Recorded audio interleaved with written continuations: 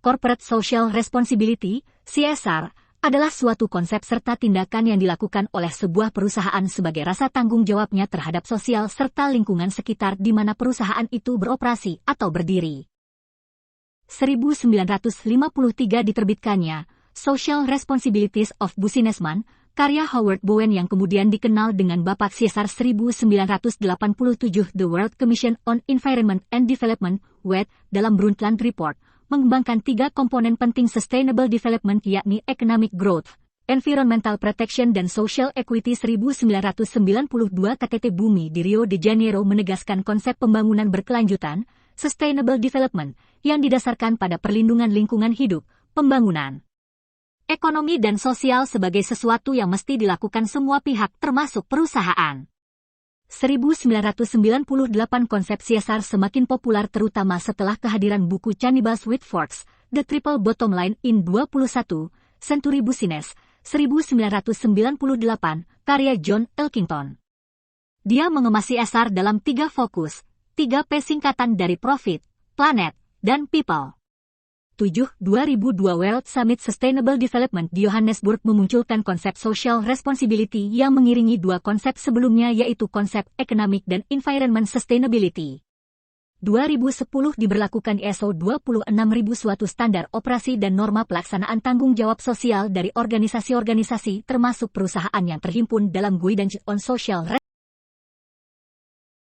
Pembangunan berkelanjutan adalah proses pembangunan, lahan, kota, bisnis, masyarakat, GSB, yang berprinsip memenuhi kebutuhan sekarang tanpa mengorbankan pemenuhan kebutuhan generasi masa depan, menurut Brundtland Report dari PBB, 1987. Pembangunan berkelanjutan adalah terjemahan dari bahasa Inggris, Sustainable Development. Salah satu faktor yang harus dihadapi untuk mencapai pembangunan berkelanjutan adalah bagaimana memperbaiki kehancuran lingkungan tanpa mengorbankan kebutuhan pembangunan ekonomi dan keadilan sosial. Pembangunan berkelanjutan tidak saja berkonsentrasi pada isu-isu lingkungan. Stakeholders Theory merupakan kumpulan kebijakan dan praktik yang berhubungan dengan stakeholder nilai-nilai, pemenuhan ketentuan hukum, penghargaan masyarakat dan lingkungan, serta komitmen dunia usaha untuk berkontribusi dalam pembangunan secara berkelanjutan. Jones, dalam Wati, 2019. Stakeholder dibagi dalam 2 kategori yakni sebagai berikut. Inside stakeholder, outside stakeholder. Inside stakeholder terdiri atas orang-orang yang memiliki kepentingan dan tuntutan terhadap sumber daya perusahaan serta berada di dalam organisasi perusahaan. Pihak-pihak yang termasuk dalam kategori ini adalah pemegang saham, manajer dan karyawan. Outside stakeholder terdiri atas orang-orang maupun pihak-pihak yang bukan pemilik perusahaan, bukan pemimpin perusahaan serta bukan pula karyawan perusahaan, namun memiliki kepentingan terhadap perusahaan dipengaruhi oleh keputusan serta tindakan yang dilakukan oleh perusahaan. Yang termasuk dalam kategori outside stakeholder ini adalah pelanggan, pemasok, masyarakat lokal dan masyarakat umum. Dasarkan penjelasan dari stakeholder teori ini maka perusahaan tidak hanya beroperasi untuk kepentingannya sendiri namun harus memberikan manfaat bagi stakeholders-nya, pemegang saham kreditor, konsumen, supplier, pemerintah, masyarakat, analis dan pihak lain. Perkembangan teori stakeholder memberikan perubahan terhadap indikator kesuksesan perusahaan dengan kemunculan paradigma Triple Bottom Line, TBL. Pada tahun 1960-an, istilah pembangunan berkelanjutan, Sustainable Development, mulai digunakan dengan fokus pada pelestarian alam yang didasari oleh teori ekologi. Dimensi pembangunan berkelanjutan meliputi dimensi teknologi, manajemen, ekonomi, sosial, kemanusiaan, kebudayaan, etika dan institusi, Chamhuri Siwar, 2001. Konsep ini digunakan secara meluas untuk menekankan hubungan antara pembangunan berkelanjutan dengan kondisi lingkungan dalam jangka panjang. Indikator pembangunan berkelanjutan adalah informasi yang berguna untuk menjelaskan bagaimana benda-benda berubah menurut perkembangan massa dalam hal pencapaian tujuan sosial, fisik dan ekonomi ke arah pembangunan berkelanjutan baik yang tampak secara langsung maupun tidak langsung. Harmon et al., 1999.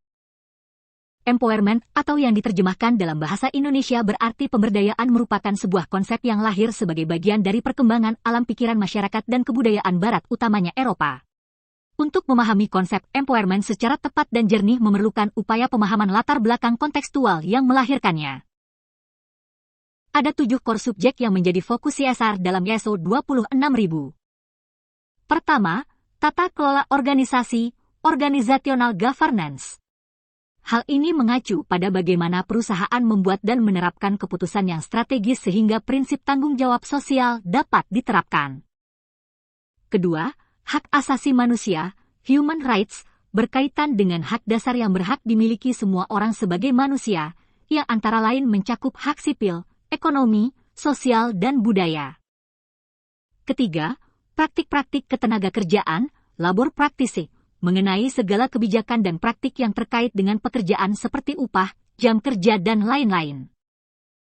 Keempat, lingkungan, environment, bahwa perusahaan bertanggung jawab penuh atas dampak lingkungan kepada masyarakat dari kegiatan bisnis yang dilakukan. Kelima, prosedur operasi yang wajar, fair operating practices. Keenam, isu konsumen, consumer issues, bahwa hak konsumen yang harus dipenuhi oleh perusahaan seperti membantu tentang produk dan layanan, tidak menginformasikan pemasaran yang menyesatkan, tidak adil atau tidak jelas dan sebagainya. Ketujuh, pelibatan dan pengembangan masyarakat, community involvement and development, berkaitan dengan pembagian dana untuk bantuan masyarakat, pendidikan dan kesehatan.